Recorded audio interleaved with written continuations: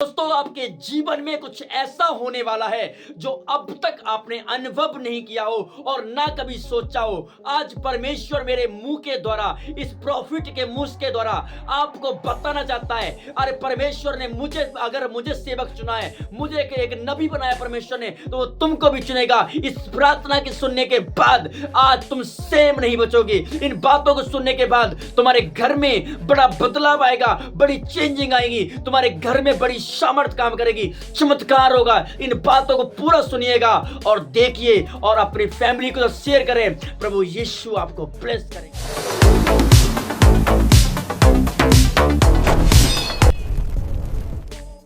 दोस्तों, आप सभी को जय मसीह की। खुदावंद आप सबके जीवन में आशीष और बरकत दे।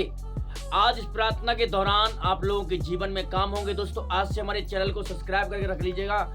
आज से इस चैनल पर आपको सिर्फ जो मिलेंगी बाइबल से जुड़ी बातें मिलेंगी और आपको प्रार्थना सुनने को मिलेगी। सुबह शाम आपको इस चैनल पर प्रार्थना सुनने को मिलेगी और आपको आशीषों के ऊपर जो बातें होंगी वो मिलेंगी। आज से दोस्तों ये शैतान ये वाली वीडियोस आपको देखने नहीं देगा, क्योंकि वो जानता है कि इस वीडियोस के अंदर आशीष और ब्लेसिंग छुपी हुई है। तो वो कभी भी नहीं चाहेगा कि तुम ऐसी आशीष को लो, ऐसी ब्लेसिंग्स को लो। वो छुपाने की कोशिश करेगा। शैतान कभी नहीं चाहेगा तुम इस आशीष को लो। वो कभी नहीं चाहेगा तुम आशीष की एक आत्मिक उन्नति में जाओ, एक आत्मिक रैंकिंग में जाओ। वो आपको आत्मिक रैंकिंग में जाने से रोकेगा। वो आपको आत्मिक आशीषों में जाने से रोकेगा। ये बातें आपके जीवन को ऐसे बदलेंगी जैसे कि दोस्तों दूध का दूध, पानी का पानी हो जाता है। कोई भी दुष्ट आत्माएं तुम्हारे घर में आ नहीं सकती, क्योंकि दोस्तों मैं आज आपको एक ऐसी बात बताने के लिए जा रहा हूं। ये प्रार्थना को सुनते ही आपके घर में हलचल मच जाएगी।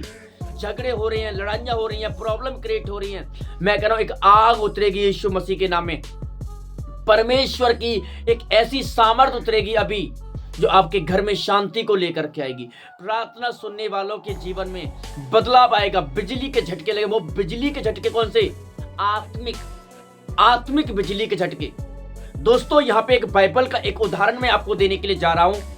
यहाँ पे लूका की अंजील 10 अध्याय उसके 19 में क्या लिखा हुआ है? यहाँ लिखा, देखो मैं तुम्हें सांप और बिच्छुओं को रौंदने का और शत्रु की सारी शक्ति पर अधिकार देता हूं और कोई वस्तु तुम्हें कोई हानि ना होगी। यहाँ पे परमेश्वर डायरेक्टली बोल रहे हैं। लिखा है कि देखो मैं तुम्हें सांप और बिच्छुओं के ऊपर अधिकार दे रहा हूं। दोस्तों, आपको अधिकार मिला हुआ है। आप अधिकार के साथ बोलेंगे। हर एक जो यीशु मसीह को मानने वाला व्यक्ति है, उपवास करने वाला व्यक्ति जिसने बैप्टिज्म लिया हुआ है, उसको एक परमेश्वर की ओर से एक अधिकार मिला हुआ है, एक अथॉरिटी मिली हुई है। अगर आप उस अधिकार को सही इस्तेमाल करेंगे, सही यूज करेंगे, तो वो अधिकार तुम्हारे जीवन में आकर काम करेगा।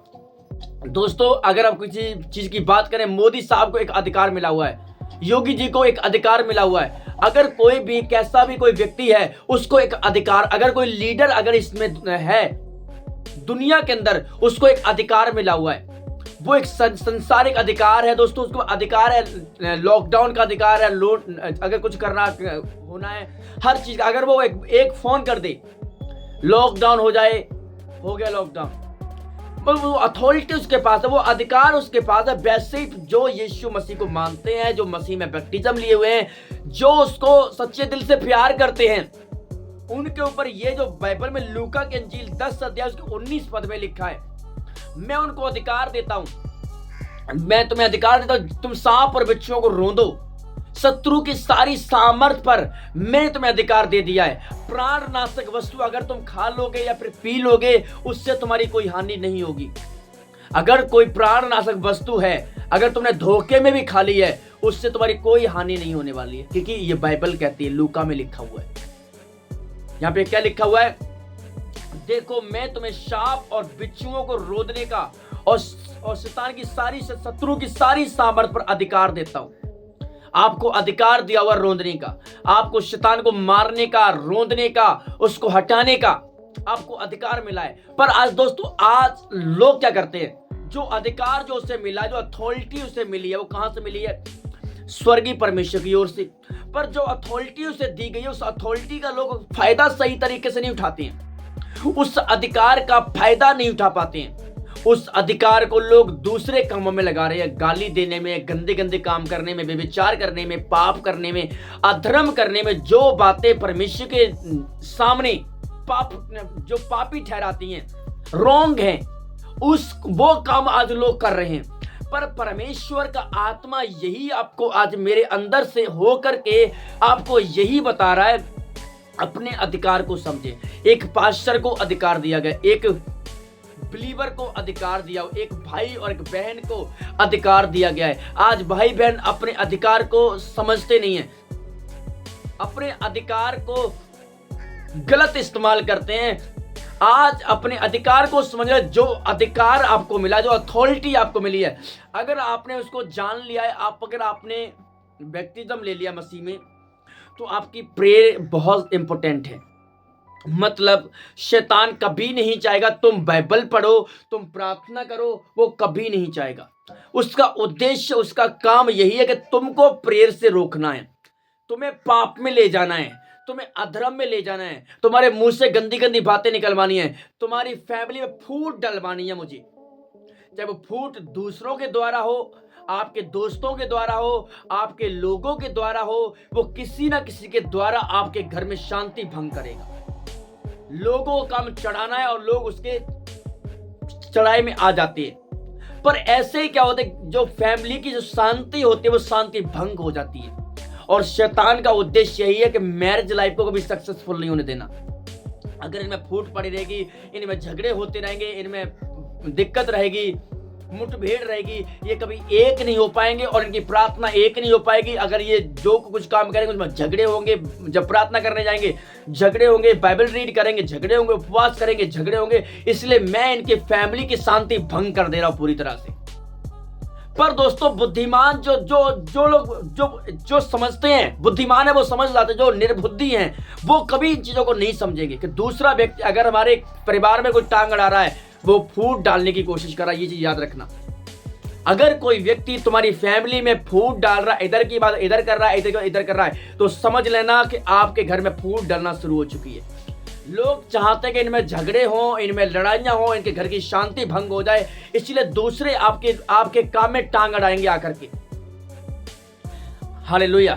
पर दोस्तों बाइबल हमें क्या कहती है, आज हम अपने जो अधिकार हमें मिला उसको रॉन्ग तरीके से इस्तेमाल कर रहे हैं। पर अपने अधिकार को सही तरीके से इस्तेमाल कीजिए। अगर आप चाहते हैं कि आपकी फैमिली में शांति आए, आशीष आए, दुष्ट आत्माएं तुम्हारे फैमिली से, लोगों से डर के भाग जाएं, तो आपको इस वचन को उठाना है और घोषणा करना है कि आज मेरे परिवार से वो दुष्ट आत्माएं जो काम कर रही हैं वो निकल के चली जाए यहां से।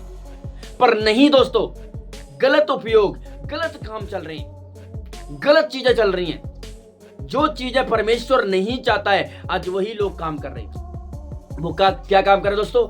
वो काम यही है क्योंकि पवित्र आत्मा चाहता है कि तुम बचे रहो, तुम आशीषित रहो। पर यहां पे जो लिखा कि शत्रु की सारी सामर्थ पर मैं तुम्हें अधिकार दे रहा हूं। शत्रु कौन है? हमारा शैतान, डेविल। वो शत्रु है, वो शैतान है। लिखा है कि शैतान पर कभी भी बिलीव नहीं करना। शैतान जो लूसीफर है, वरन झूठ का पिता, झूठ बोलने वाला एक आत्मा है। पर लोग उसके उकसाने में आ जाते हैं, लोग उसकी बातों में आ जाते हैं। देखो आजकल के जो संसार के लोग हैं ना, उनका काम क्या है? उनका काम है आपकी फैमिली में अगर कोई नई शादी हुई है या कुछ भी हुआ है, चलो भाई साहब इधर की बातें, वो मतलब जो अधिकार उससे दिया गया उस अधिकार को गलत तरीके से इस्तेमाल करते। पर परमेश्वर जो अनुग्रह का दाता है वो आपको यह कह रहा है अपने अधिकार को सही तरीके से इस्तेमाल करें। अपने जो अधिकार तुम्हें दिया गया उस अधिकार को समझें और सही रीति से उस अधिकार में काम में लाएं और सही तरीके से काम करना शुरू करें। और जब आप अपने अधिकार को, अपनी पावर को समझते हैं, तब काम होने शुरू हो जाते हैं। लोगों का मकसद है तुम्हें बदनाम करना, तुम्हें लोगों के बीच नंगा करना, लोगों के बीच में गलत करना, ये लोगों का उद्देश्य है। पर परमेश्वर का उद्देश्य क्या है? लिखा मैं तुम्हें अधिकार दे दिया सांप बिच्छुओं पर, दुष्ट आत्माओं पर, नशे पर। आज लोगों को जय पाने की जरूरत है, नशे पर, बीमारी पर, गरीबी पर, हर चीज पर आज आपको क्या करना है? अधिकार पाना है। गरीबी पर अधिकार पाइए, पाप पर अधिकार पाइए, इस पर जय पाने की जरूरत है आपको। अगर आप अथॉरिटी है, डांटो उनको। अगर कोई बीमारी तुम्हें तंग कर रही, कोई परेशानी तंग कर रही, तो डांटो, हटाओ अपने जीवन से कि परमेश्वर मुझे ये चीज नहीं चाहिए। अगर ये चीज मेरे लाभ के लिए सही नहीं है, अगर मेरी आशीष के लिए नहीं है, अगर ये चीजें मुझे गिरा रही हैं, इनको हटाओ मेरे जीवन से। अगर कोई लोग तुम्हारे जीवन में कुछ ऐसे जुड़ चुके हैं कि जब से तुम्हारी आशीष खराब हो गई है, तुम आशीष में नहीं जा पा रहे हो, बाइबल रीडिंग नहीं हो पा रही है, कुछ भी चीज नहीं हो, अगर कोई व्यक्ति गलत लोग आपसे जुड़े होंगे, आपकी प्रेयर लेवल घट जाएगा, आपकी आत्मिक लेवल कमजोर पड़ जाएगा, शैतान तुम पर अटैक करेगा। इसलिए पहले उनको हटाओ जिंदगी से। जिससे तुम ज्यादा प्रेम करते हो उससे अलग हो जाओ, साइड में उससे। हो सकता है कि वो तुम्हारी आशीष को खराब कर रहा हो। यहां पे दोस्तों अगर हम आगे पढ़ेंगे नेक्स्ट वचन, इसलिए यहां पे लगा कोई वस्तु तुम्हारी किसी वस्तु से हानि नहीं होगी, कि तुम्हें अधिकार दिया गया है, हर चीज पर अधिकार है, तो तुम्हारी किसी चीज से तुम्हारी हानि नहीं होने वाली है। इसीलिए आपको जो यीशु मसीह में है विश्वास योग्य है, अधिकार दिया गया है, आपको डरने की जरूरत बिल्कुल भी नहीं है। आप बिल्कुल मत डरो। डरती दुष्ट आत्माएं, मुश्किल आएंगी, हालात आएंगे, बीमारी आएगी, परेशानी आएगी, दुर्बलता आएगी, संकट आएगा, कभी कभी ऐसे दिन आएंगे तुम्हारे पास 1 रुपया नहीं होगा, पर बाइबल कहते डर मत, मैं इंतजाम करने वाला परमेश्वर हूं, मैं सब कुछ करने वाला परमेश्वर हूं। अगर तू विश्वास योग्य है तो डर मत बिल्कुल भी। अगर तेरा विश्वास मुझ में है, अगर तू मेरे पर फेथ करता है, मुझ पर बिलीव करता है दिल और जान के साथ, तो बिल्कुल मत डरना। क्योंकि बाइबल कहती है जब हम कमजोर होते हैं, दुर्बल होते हैं, तो मसीह की सामर्थ हमारे अंदर काम करती है, मसीह की पावर हमारे अंदर काम करती है। इसीलिए दोस्तों जब आप कमजोर पड़े, आप परमेश्वर की सामर्थ को मांगे, उस परमेश्वर के अभिषेक को मांगे। जितना आप कमजोर पड़ेंगे उतनी उसकी सामर्थ तुम्हारे अंदर होकर काम करेगी। अगर तुम कमजोर हो तो उसकी सामर्थ तुम्हारे अंदर काम करेगी। जितना तुम कमजोर होते जाओगे उतनी उसकी सामर्थ तुम्हारे अंदर काम करेगी और तुम बढ़ते चले जाओगे। इसीलिए दोस्तों अगर आप दुर्बल हैं, डर लग रहा है, कमजोरीपन आ रहा है, तो सोच लेना मसीह की सामर्थ तुम्हारे अंदर है। क्योंकि बाइबल कहती है जो मुझे सामर्थ देता है उसमें होकर के मैं सब कुछ कर सकता हूं। मसीह की सामर्थ तुम्हारे अंदर जब काम करती रहती है, वो मैं सामर्थ देता है। आज मुझे यहाँ बैठने की सामर्थ दे रहा है, वो मुझे बोलने की सामर्थ दे रहा है। मैं इस लायक नहीं था कि मैं एक शब्द आपके सामने बोलूं, मैं अपने नाम के आगे कुछ नाम लगा पाऊं, पास्टर लगाऊं, अपोस्टल लगाऊं, प्रॉफिट लगाऊं, मैं इस लायक भी नहीं था, पर आज वो उसका अनुग्रह, उसकी दया, उसकी सामर्थ मेरे अंदर काम कर रही है, जो मैं आप लोगों को बता रहा हूं। आगे दोस्तों क्या लिखा है इसमें, जब पढ़ते हैं फिलिपिया 2 अध्याय, फिलिपियंस 2 अध्याय, यीशु के नाम पर स्वर्ग और पृथ्वी और अधरलोक हर एक प्राणी घुटना टेकेगा। मतलब दोस्तों जो मैं आपको बताने के लिए जा रहा हूं, जो यहां पे लिखा है फिलिपिया की किताब में, फिलिपियंस में लिखा है कि प्रभु यीशु मसीह के नाम के आगे धरती के, आकाश क्या, पृथ्वी के क्या, सब प्राणी, मतलब सब मनुष्य उसके सामने घुटने टेकेंगे। आज बेशक आप उसको मानते नहीं मानते, आज लोग बोलते हैं कि यीशु मसीह को मत मानो, यहाँ पे नाम चेंज होता है, वहां पैसे दिए जाते हैं, ऐसा वैसा, ये वो है, वो तो अंग्रेजों को मानते हैं, ऐसे वैसे, ये बहुत सारी बातें बनती हैं। पर यहाँ पे दोस्तों क्या लिखा हुआ है, बाइबल सत्य है, लिखा है कि अभी तुम जो मर्जी कर लो, पर एक दिन आएगा आकाश क्या, पृथ्वी क्या, सब प्राणी उसके सामने घुटने टेकेंगे, सब प्राणी घुटने टेकेंगे। एक समय आएगा, अभी तुम कितने भी दौलत वाले हो, तुम्हारा नाम है, पैसा है, शोहरत है, जो तुम्हारे पास हो, पर एक चीज याद रखना, स्वर्ग में पैसा नहीं चलेगा, वहां दौलत नहीं चलेगी, वहां तुम्हारा नाम नहीं चलेगा। तुम बहुत फेमस आदमी हो, लाखों रुपए तुम्हारे पास हैं, अरबों रुपए तुम्हारे पास है, एक दिन आएगा तुम कंगाल बन जाओगे। हालेलुया। एक समय आएगा कि ऐसा दिन आएगा कि तुम उसके सामने खड़े होगे, हिसाब देना पड़ेगा तुम्हें, हर एक घुटना उसके सामने टिकेगा, हर जीव अंगीकार करेगी यीशु ही प्रभु है, वो मुक्तिदाता है, वो उद्धार करता, हर एक जीव अंगीकार करेगी एक दिन। वो समय जल्दी आ रहा है, यीशु मसीह बहुत जल्द बादलों पर आएगा और रैप्चर होगा और लाखों दुनिया उठा ली जाएगी। ऐसे ही हम सब उसके साथ बादलों में मिलेंगे एक दिन। तो मैं आपसे पूछूंगा, भाई साहब कहां गया आपका पैसा, कहां गया आपका नाम, कहां गए आप इतने लोगों के सामने ये करते, वो दिखावा करते थे, दान किया करते थे, कहां चला गया सब कुछ आपका। हम आज लोगों के सामने क्या करते मालूम है, मैं बड़ा अमीर हूं, वो गरीब है, मेरा मकान देखो, उसका मकान देखो। अभी तुम मकान से जोड़ रहे हो, एक समय आएगा मैं तुम्हें आत्मिकता से जोड़ूंगा। हालेलुया। क्योंकि मेरा जो मकान है वो इस संसार का नहीं है, क्योंकि यीशु मसीह ने क्या बोला, मेरा स्थान, मेरा राज्य इस संसार का नहीं है। इस संसार का हाकिम आ रहा है मुझे पकड़ने के लिए। और बाइबल में लिखा है कि तुम नहीं जानते मैं कहां से आता और कहां जाता हूं, पर पिता इसने मुझे अधिकार दिया, वो जानता है मैं कहां से आता और कहां से जाता हूं। और वो जो तुम पर न्यायी बैठा है, स्वर्गीय पिता, उसने मुझे भेजा है। और मैं कहता हूं कि वो मेरा परमेश्वर, वो मेरा पिता है। इसलिए यीशु मसीह ने सदूकी लोगों को बोला, फरीसियों को बोला, कहा कि तुम मुझे अभी देखते हो फिर नहीं देखोगे, जब मैं चला जाऊंगा फिर तुम अपने पापों में मरोगे, और पापी व्यक्ति वहां आ नहीं सकता है। लिखा यीशु मसीह ने वो सुलेमान की हैकल के बारे में कहा तुम इसको गिरा दो, मैं इसको 3 दिन में बनाकर खड़ा कर दूंगा। लोगों ने कहा इस इमारत को, इस हैकल को बनाने में इतने साल लग गए, 66 साल लग गए, और ये 3 दिन में, भाई साहब ये कैसे हो सकता है? यीशु मसीह ने वो अपनी जान के बारे में, मैं मृतकों में से 3 दिन को जिंदा हो जाऊंगा। लोग नहीं समझ रहे इन बातों को, पर उसके सामने हर एक घुटना टिकेगा, हर जीव अंगीकार करेगी कि यीशु मसीह प्रभु है। शैतान भी यीशु के नाम से आगे झुक जाएगा। वो शैतान भी यीशु के नाम से कमजोर हो जाएगा। यीशु के नाम में शैतान भी कमजोर पड़ेगा और उसके आगे झुकने पर मजबूर होगा, और वो खुद कहेगा यीशु ही प्रभु है। समय आएगा। इफिसियां 6 अध्याय का 17 वचन, आत्मा की तलवार जो परमेश्वर का वचन है ले लो। आत्मा की तलवार क्या है? परमेश्वर का वचन। वचन एक विश्वासी के लिए ढाल है। अगर वचन तुम्हारे अंदर नहीं है तो तुम कभी भी लाइफ में सक्सेसफुल नहीं हो पाओगे। वचन तुम्हारे अंदर होना बड़ा जरूरी है। अगर वचन तुम्हारे अंदर नहीं है, तुम कभी भी लाइफ में कभी आशीषित नहीं हो पाओगे, तुम कभी बढ़ नहीं पाओगे, तुम्हारे जीवन में कभी चमत्कार नहीं होगा अगर वचन तुम्हारे अंदर नहीं है। सबसे महत्वपूर्ण बात है कि वचन तुम्हारे अंदर होना बड़ा जरूरी है।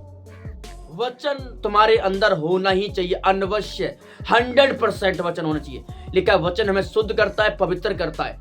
वचन हमें आगे बढ़ाता है। वचन से हम, पवित्र आत्मा हमसे बात करता है, परमेश्वर हमसे बात करता है। किसके द्वारा? वचन के द्वारा। अगर वचन तुम्हारे अंदर नहीं है, वचन तुम्हारे जीवन में नहीं है, तुम कभी भी बढ़ नहीं पाओगे, तुम कभी भी आशीषित नहीं हो पाओगे। इसलिए वचन तुम्हारे अंदर होना बड़ा जरूरी है और बड़ा खास है। पर लोगों के अंदर दोस्तों वचन नहीं है, इसलिए हर एक जगह पर वचन होना बड़ा जरूरी है। और परमेश्वर का वचन हमें दोस्तों यही सिखाता है। इसीलिए वचन अपने अंदर लीजिएगा। प्रार्थना, जब प्रार्थना होती है, प्रार्थना के अंदर जब ये बातें बोली जाती हैं, तो बातें एक आग की धधकती भट्टी के समान चलती है। ये तलवार जो होती आत्मा का वचन है दोस्तों। जब आप घुटनों पर बैठे, प्रार्थना में बैठे, आप इनको बोलना शुरू कर दिए, मैं कह रहा हूं जो काम नहीं बनते बनना शुरू हो जाएंगे तुम्हारे।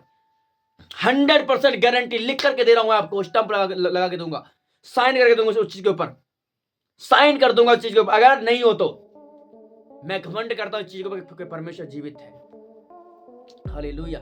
याकूब 4 अध्याय 7 वचन, परमेश्वर के अधीन हो जाओ और शैतान का सामना करो तो वह तुम्हारे सामने से भाग जाएगा। लिखा परमेश्वर के अधीन हो जाओ, उससे मिल जाओ, उससे प्रेम करो, उससे अधीन हो जाओ, उससे प्रेम करो, उसके सामने जाओ, वचन के साथ, प्रार्थना के साथ जाओ, अधीन हो जाओ उसके साथ। तो शैतान का तुम सामना करो, तो डट के सामना करो, कमजोर होकर नहीं, डट जाओ, मजबूत बन जाओ कि तू मेरा कुछ नहीं कर पाएगा, मेरा परमेश्वर जीवित है। तो वो तुम्हारे सामने से भाग जाएगा और तुम्हारा कुछ नहीं कर पाएगा। पर लोग सामना करते डर जाते हैं, सपने में डर जाते हैं, अकेले डर जाते हैं। हाँ मुझे तो बहुत डर लग रहा भाई, मैं तो डर गया उसके सामने। अरे डरोगे तो और डराएगा, इसलिए उससे डरना नहीं है, डराना है उसे। डरने का काम लूसीफर का है, हमें डराना उसको है, हमें डरना नहीं है। हमें डरना है सिर्फ परमेश्वर से। अगर परमेश्वर तुम्हारे सामने डट के सामना करो, तुम्हारे सामने भाग जाएगा। तो बीमारी का सामना करो, मुश्किल का सामना करो, कमजोरी का सामना करो, परीक्षाओं का सामना करो, वो तुम्हारे सामने से भाग जाएगा। भागने में टाइम नहीं लगेगा वो, पर तुम भागते नहीं हो, तुम खुद भाग जाते हो, वो नहीं भागता है, वो तुम्हें भगा देता है, चल निकल यहां से। पर तुम्हें डट के सामना करना है उन चीजों का। आज परमेश्वर तुम्हें आशीषित करेगा यीशु मसीह के नाम। आपको बब्बर शेर के समान बनना है। प्रकाशित वाक्य 12 की 11, प्रकाशित वाक्य 12 अध्याय वह मेमने के लहू और अपनी गवाही के वचन के कारण उस पर जयवंत हुआ। लिखा मेमने के लहू के कारण उस पर उस गवाही के कारण जयवंत हुआ। आज हम मेमने के लहू से जयवंत है, जो गवाही हमारे जीवन में परमेश्वर ने ठहराई है। हमारे गुनाहों को क्षमा किए, हम उसके 39 कोड़े खाने चंगे हो चुके। जो हम तो पहले बीमार थे, परेशान, दुर्बलता और चिंता में, बीमारी में थे। हम तो इस योग्य भी नहीं थे कि हम उसके बेटे, आज हमें परमेश्वर क्या मालूम है आपको? परमेश्वर बोलता है आज ये मेरी बेटे बेटियां हैं। हम इस लायक नहीं थे कि हम उसके बेटे बेटी बन जाएं, पर वो सोचो उसने क्या बोला? मालूम, मैं तो मित्र कहता हूं, मैं तुम्हें फ्रेंड कहता हूं, तुम मेरे बेस्ट फ्रेंड हो। कितना क्लोज हो गया वो है। सोच के देखो, हम परमेश्वर से प्यार कर, हम यीशु के लहू में जयवंत है, यीशु के लहू में जय है। आज यीशु मसीह के लहू से इस प्रार्थना को सुने, आज परमेश्वर तुम्हारे जीवन में काम करेगा। और अगली वीडियो में मैं आपको बताऊंगा लहू की पावर क्या है, यीशु के लहू की पावर क्या है। मैं अगली वीडियोस में आपको बता के जाऊंगा यीशु मसीह के लहू में कितनी शक्ति है और कितनी पावर है उसके कीलों में, मैं आपको वो भी बताऊंगा। नेक्स्ट वीडियो का इंतजार कीजिएगा। ये वीडियो शाम को आपको यूट्यूब चैनल पर मिल जाएगी 6 बजे। पर दोस्तों मैं एक चीज आपको बता दूं, मैं आपको यीशु के लहू में आज भी काम होते हैं। यीशु के लहू से काम होते कि नहीं होते हैं? यीशु के लहू में बस ये दो बातें हैं, ये दो बातें बस। यीशु के लहू में पावर है कि नहीं, यीशु के लहू में शक्ति है कि नहीं, मैं आपको ये आज आपको बताने के लिए यहां पर बैठा हूं। अगर आपने ये बातें सुन ली और समझ ली, ये तुम्हारी फ्यूचर को, तुम्हारी जनरेशन को बदल देंगी, तुम्हारी पीढ़ी को बदल देंगी। यीशु के लहू में कितनी पावर है, यीशु के लहू में कितनी शक्ति है, मैं आपको ये बताने के लिए यहां पर बैठा हूं। आज तुम्हारे जितने घर में तंत्र मंत्र चल रहा है, बीमारी चल रही है, बंधन चल रहे हैं, आज सब पर यीशु मसीह का लहू छिड़कना शुरू कर दो अपने जीवन। ये बातें जो मैं आपको बता रहा हूं, कोई आपको ये बातें सिखाएगा नहीं। हर चीज पर, अगर तुम्हारी लीवर काम नहीं कर रहा है, सांसें काम नहीं कर रही, जीभ काम नहीं कर रही है, आंखें काम नहीं कर रही हैं, सांस काम नहीं कर रही है, हाथ पैर काम नहीं कर रहे हैं, या फिर कोई काम सफल नहीं हो रहे हैं, तो आप जीसस का ब्लड मांगिए कि यीशु के लहू में आज भी जयवंत है, आज भी वो पूरा काम करता है।